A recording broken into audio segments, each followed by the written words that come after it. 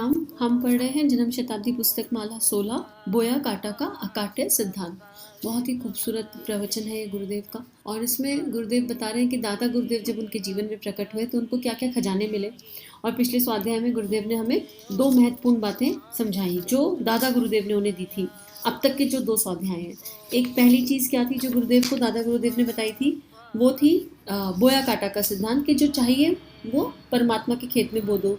दूसरी ज्ञान बुद्धि, अपनी बुद्धि को, अपनी दुर्बुद्धि को सद्बुद्धि में परिवर्तित कर दो। और तीसरी भावनाएं, और इसी के आधार पर स्थूल सूक्ष्म और कारण शरीर समझाया था। तो आइए गायत्री मंत्र के माध्यम से प्रार्थना करें कि जो गुरुदेव हमें समझा रहे हैं, दादा गुरुदेव के दिव्य ज्ञान को गुरुदेव हम पर प्रकट कर रहे हैं, तो ये ज्ञान हमारे आचरण में उतरे, हमारे व्यवहार में उतरे और हमारा जीवन भी गुरुमय हो जाए। ओम भूर्भुवः स्वाहा तत्सवितुर्वरेण्यं भर्गो देवस्य धीमहि धियो यो नः प्रचोदयात्। स्वाध्याय को आगे बढ़ाते हैं। गुरुदेव लिख रहे हैं, भगवान को आप क्या समझते हैं कि वे बांटते फिरते हैं?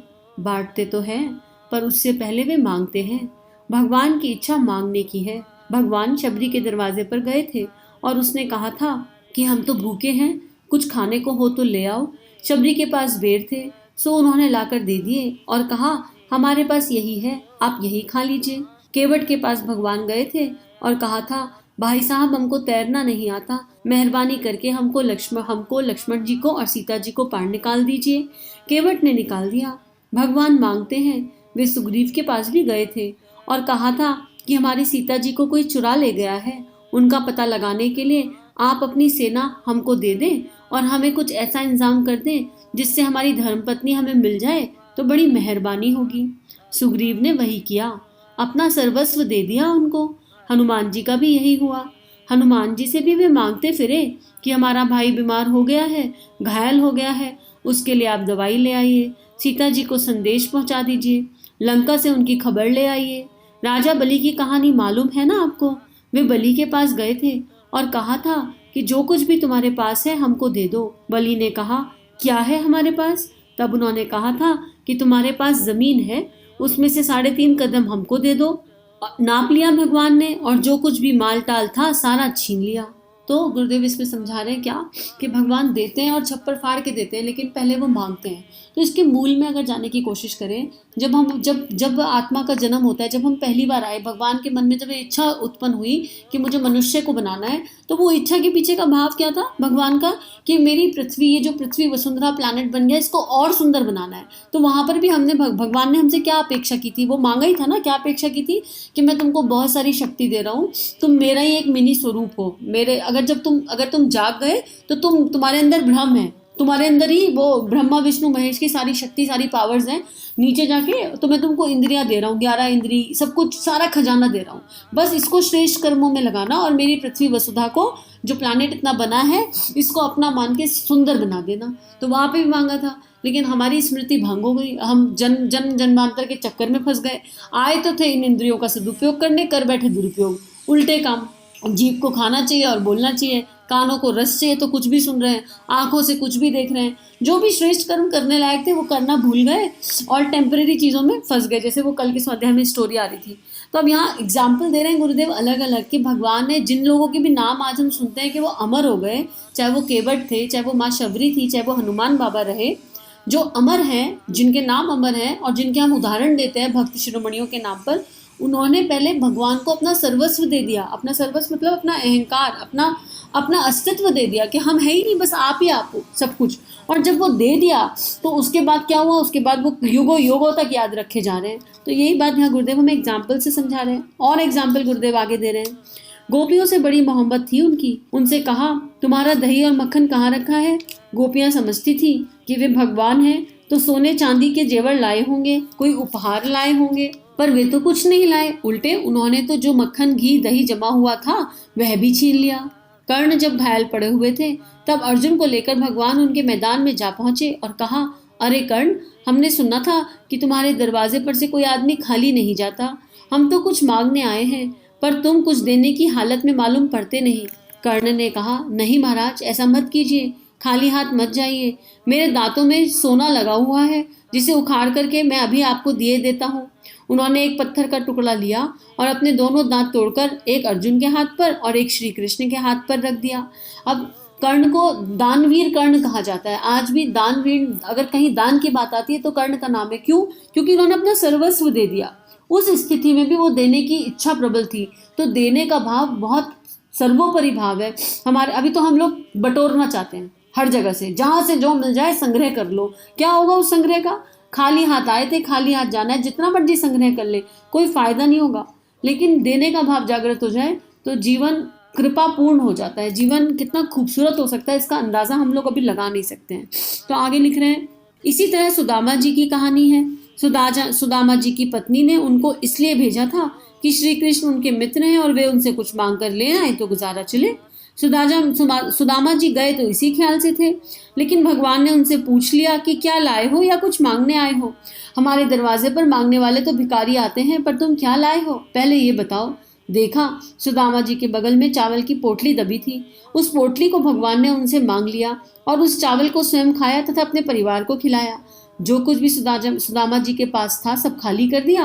बाद में उन्हें कुछ दिया होगा जरूर। गोपियों को भी दिया होगा, कर्ण को भी दिया होगा, बलि को भी दिया होगा, हनुमान, केवट, सुग्रीव, सभी को दिया होगा, पर सबसे पहले तो उन्होंने लिया था। तो अब हम क्या, और हमसे मांगा क्या जा रहा है? जरा सी चीज, बहुत छोटी सी चीज। 24 घंटे का समय है जो सबको बराबर मिला है।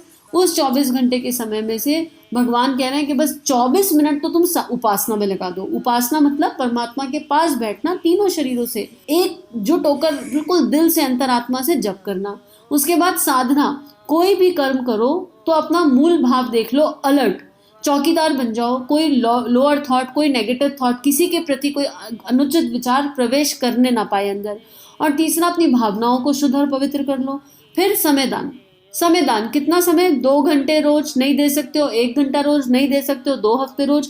और आजकल तो टेक्नोलॉजी आ गई है। माता जी हर किताब की स्टार्टिंग में कहती है कि ये किताब कृपा से आई है, ये ऑडियो कृपा से आया। और खाली यही नहीं, आप कहीं से कुछ भी सुन रहे हो अच्छा, जो आपके जीवन में परिवर्तन ला रहा है, जो आपकी अंतरात्मा को स्पर्श करा है, तो एक लाइन नीचे लिखकर, एक लाइन जरूर लिखना, क्योंकि उसमें आपकी आत्मा का प्रकाश पड़ जाएगा कि ये स्वाध्याय हमने सुना, इसमें से हमको ये वाली लाइन सबसे ज्यादा अच्छी लगी और इसलिए हम ये आपसे साझा कर रहे हैं।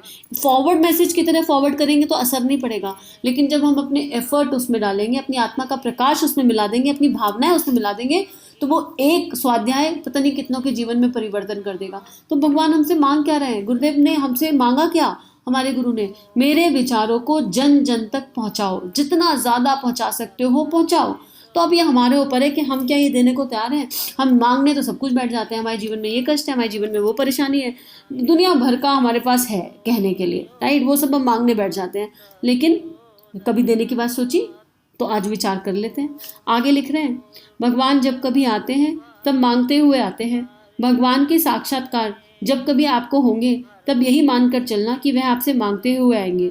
अब सोचो, जब भगवान सामने आ जाए उसके बाद भी हम कुछ मांग रहे हो तो वो उस पल तो सब कुछ खत्म ही है। अरे भगवान सामने आ गए, अब मांगने के लिए शेष रह क्या गया? गुरुदेव आत्म साक्षात्कार की बात कर रहे हैं, अब इसके बाद कुछ बचा क्या? उसके आगे पीछे कुछ रह क्या गया? आगे लिख रहे हैं, संत नामदेव के पास भगवान कुत्ता का रूप बनाकर गए थे और सूखी रोटी लेकर के भागे थे। तब नामदेव ने कहा, घी और लेते जाइए। देने के लिए उन्होंने अपना कलेजा चौड़ा कर लिया। मेरे गुरु ने भी मुझसे यही कहा, अर्थात दादा गुरुदेव ने गुरुदेव से कहा। उसी वक्त मैंने बात गिरह बांध ली थी और लगातार जिंदगी के इन 60 वर्षों में देता ही चलाया हूँ। जो कुछ भी संभव हुआ, देने में कोई नुकसान नहीं। अगर अच्छी जगह बोया है तब लाभ ही लाभ है, लेकिन कहीं खराब जगह पर पत्थर पर बो दिया तब मुश्किल है। अच्छा खेत भगवान का खेत है, उसमें बोने से ज्यादा होकर मिलेगा। अब यहाँ पे ये नहीं कहा जा रहा गुरुदेव इन्वेस्टमेंट की बात नहीं कर रहे, पता चला हम म्यूचुअल फंड और SIP सोच रहे हैं कि भगवान जी ने पैसा दिया है, इसको 10 गुना बढ़ाएंगे, इसको 15 गुना बढ़ाएंगे और कहीं पर इन्वेस्ट कर देते हैं। भगवान हमसे हमारे व्यक्तित्व को इन्वेस्ट करने के लिए कह रहे हैं, हमारे समय को, हमारी इंद्रियों को इन्वेस्ट करने के लिए कह रहे हैं, सही जगह पर, ठीक है, वो समझाना चाहते हैं गुरुदेव हमें यहाँ।